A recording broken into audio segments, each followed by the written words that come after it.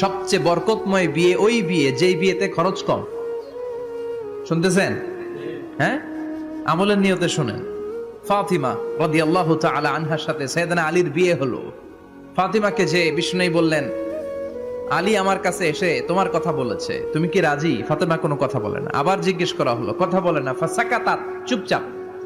তিনবার বিশ্বনবী জিজ্ঞেস করলেন, তিনবারই চুপচাপ।